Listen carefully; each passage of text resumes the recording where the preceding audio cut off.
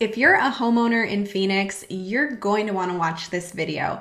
Today, I am breaking down all the reasons why now might be the best time in history to sell your house here in Phoenix.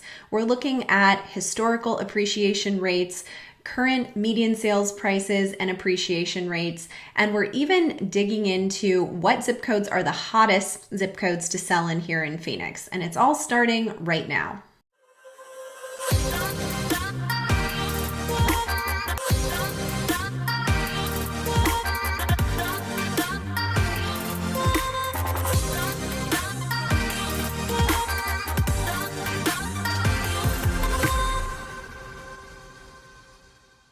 Hey everyone, I'm Caitlin McKegg, a realtor here in Phoenix, Arizona.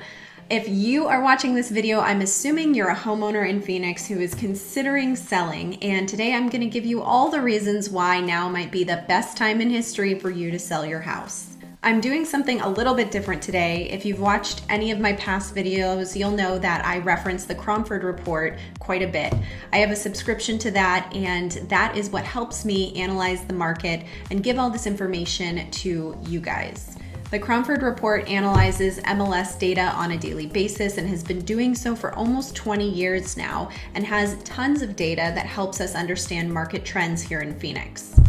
Today, we're actually going to jump into the Cromford Report subscription that I have and take a look at these interactive graphs and charts as it relates to appreciation, sales price, contract ratio, and the hottest zip codes right now to sell your home. If you know anything about the Phoenix housing market right now, you know that we are in a strong seller's market. And we've been this way for quite a while, but it continues to intensify. In a seller's market, the housing supply is low and the prices increase. I talk about this on my weekly updates and monthly updates, so if you want any more information about that, make sure you check those out. So let's get started jumping into these graphs and let's take a look at annual appreciation as a starting point. So here's our graph of annual appreciation. This is all based on monthly dollar per square foot. And you can see where we stand today. We're over here way on the far right, appreciation at about 19.4%. Now, there's different ways to measure appreciation. They are measuring this by comparing month over month between two different years. So 2019 to 2020, in January of both months, what that dollar per square foot was of those sales prices, and comparing the two to get this appreciation rate. There are other ways to do it by looking at annual appreciation rate, but this kind of helps us see what sales prices are doing on a monthly basis. Now, this is all of 2020, and you can see we're pretty high here, anywhere between starting at 6.1% in June as we were coming out of the lockdowns and the pandemic into 12, 17, 19, 16, 17. So it's kind of all over the map when you look at it from a monthly standpoint. Looking back here though, you can see this big spike up in 2012. Well, that's because we're comparing year over year, and obviously right before that in 2011, we were seeing negative appreciation in the market because of our wonderful housing crisis back in 07, 08, 09, and on through. So obviously appreciation rates are going to be pretty significant because we're comparing here at 29% to negative 10% appreciation between those years. So although this appreciation is significant at 19%, a note for anyone who doesn't know much about appreciation, when we have a balanced housing market, appreciation should follow closely to the rate of inflation, which is usually 2 to 3% depending. So 19% is significantly higher than the rate of inflation. So this is a great appreciation rate, and this is for all of Phoenix. However, you see these spikes in this graph, and it doesn't look very exciting as compared to where we were in 2012. And then obviously back in 2005 when we had 42% appreciation, and that is a whole different story. So 19% is excellent, although these bars don't look like they're super high. So another way to look at this, let's jump over to our median sales price graph here. So this helps us see a little bit better what prices have been doing based on that appreciation. So it's been a very steady increase since 2011. We've steadily increased every year, sitting right now at a median sales price of $339,000. This again really puts it in perspective, because let's say you purchased your home in 2015. The median sales price at that point was about $215,000, and now we're sitting at $339,000. So in 5 years, you can see a pretty significant increase in your home value and hopefully your equity as well. So this, I think, illustrates much better than appreciation, because you can see how home values have risen over these short periods of time here. If you've watched any of my other videos, you know that I've said prices are going to continue to rise based off of a lot of the information that the Cromford report says, and based off their historical factors. So $339,000 as a monthly median, that's the highest sales price we've had as a median sales price since 2001 on this graph. So you can say now is an excellent time to sell your house, maybe the best time in history. Is it the only time?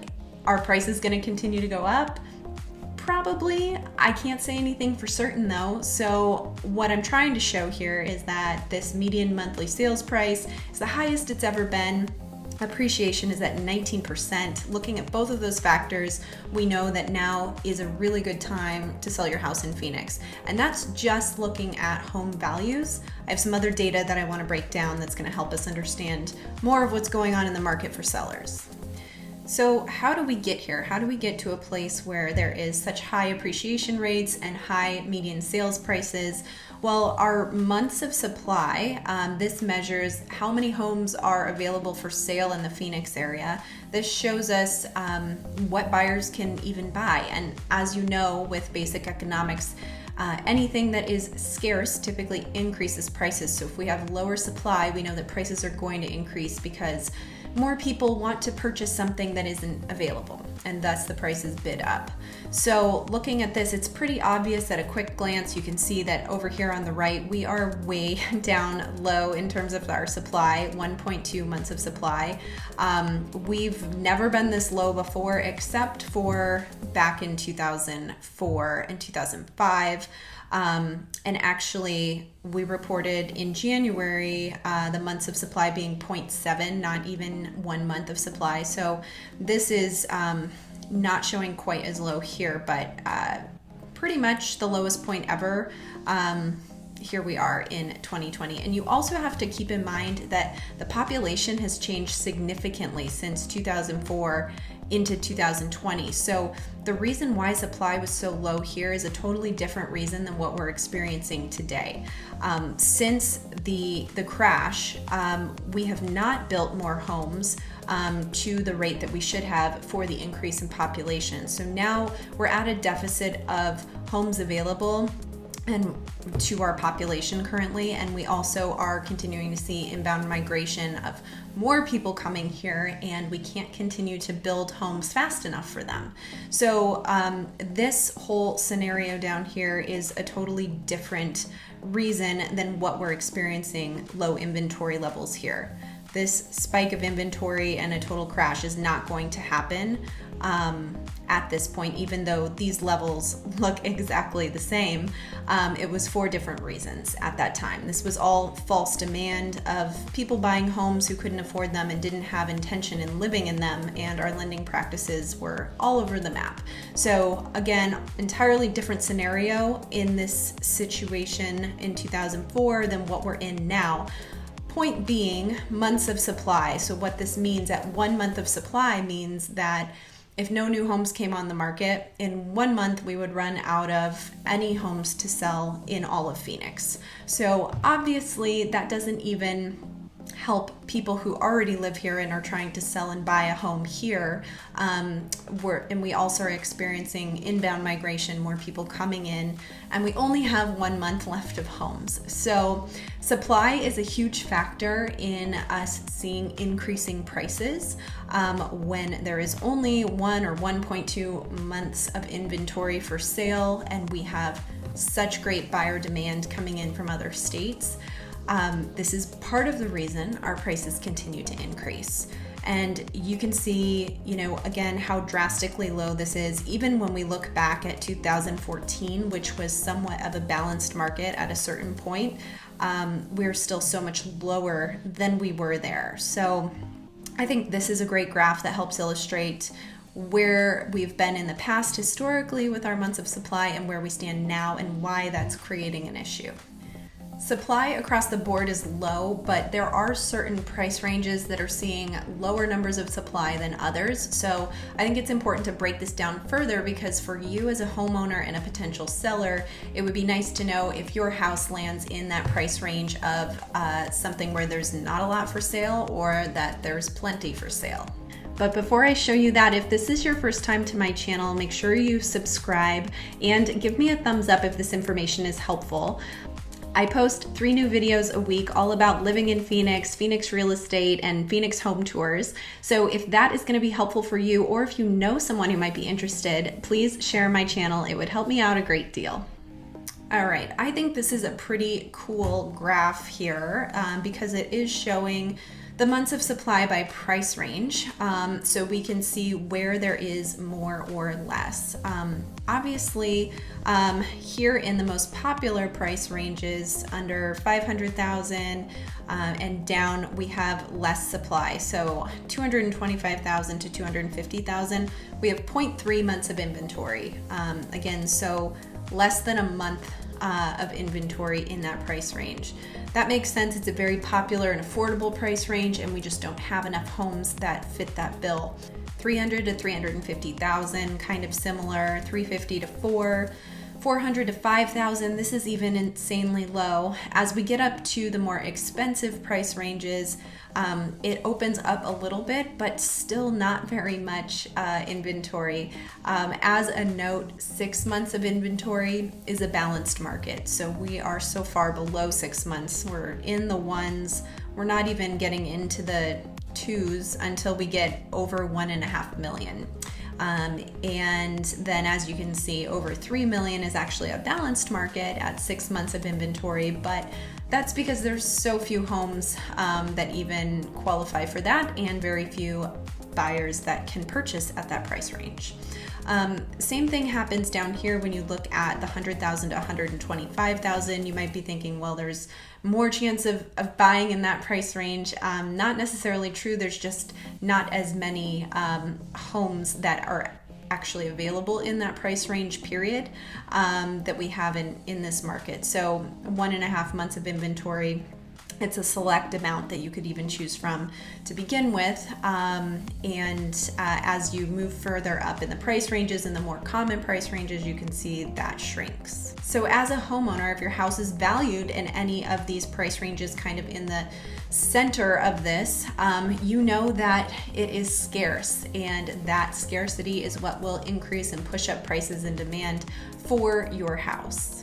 Another cool thing we can do is break this down based on city and see which cities have the lowest number of supply. So this colorful graph here shows us all the different cities or major cities here in Phoenix and where they stand as far as supply index goes. So Paradise Valley is obviously an outlier here, and it has the most amount of supply. We're switching how this is measured here, so let me explain. We're looking at the supply index, and if you've watched any of my past videos, I talk about the Cromford Market Index. And 100 is a balanced number here. So when we look at 48, we're seeing that we're 52% below normal. If 100 is normal. Okay, so at 48, you're 52% below normal. Looking at all of these other numbers here, they continue to go down. So Cave Creek at a reading of 30 means you're 70% below normal. So that's how we're reading these. So Paradise Valley has the most supply out of all of these cities. It's because it is a more affluent and expensive area of all of Phoenix, and so obviously those homes don't go as quick and they're not quite as common. So I'm going to take Paradise Valley off here, and let's look where everything else is. we're all kind of landing at a similar spot here, with some lower than others. But it looks like on the high end we have Cave Creek that's 70% below normal. And then the most drastic is Avondale here at just crazy 12.8. So, and that's been the top spot when we've looked at our market index by city. That's always taken the top spot, with a CMI reading in like the 700s. So, just looking at their supply being at 12.8, obviously 88% below normal. Gilbert has been in the top spot as well, hovering in that area. So depending on where you live, you can see how drastically low the supply is in your city, again, which helps you understand why prices are increasing and how much leverage you have as a seller to obtain a higher price. Another method that helps us understand the condition of our market and the buyer demand as compared to the available homes out there is the contract ratio. Our contract ratio compares the number of homes under contract in a zip code as compared to the number of homes that are actually available for sale. Right now, the contract ratio for all of Phoenix stands at 239. Last year we were at 89, and the last record was 179, which we hit in December of 2020, so not that long ago. So this is really cool because it shows us each zip code and what the contract ratio is.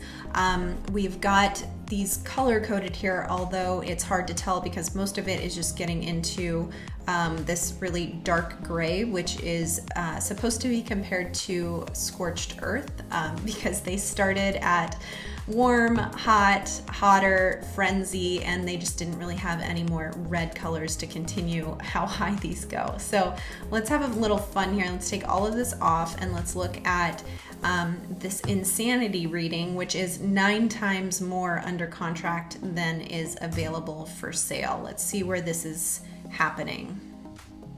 All right. So this is over here in the Litchfield Park area, 85307.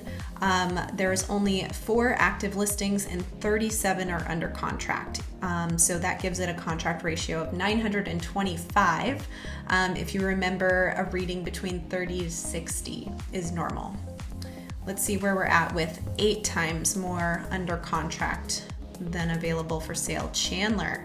So 85225, there are 23 active listings and 202 are under contract.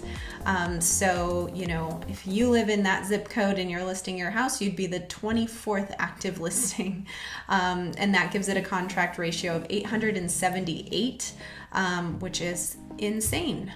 Okay, 6 times more. We've got a few different here. 85043. Down by Tullison and the 202, the new 202 there, which has been a really hot area. 85306, so up here in the north, Glendale, kind of Peoria area. Jumping over to Chandler, there's some other zip codes here, 85295, which has a 608 reading. This area down here by the 202, the South 202, and then here in Phoenix by the new 202 has been really, really hot lately. Just a ton of activity there. Also 85379, this has a contract ratio of 605. Way out here in Whitman, we've got 666 with 3 active listings. So this is pretty cool. This changes a little bit, but we tend to have the same areas of this map that are always kind of the winners in this insanity category.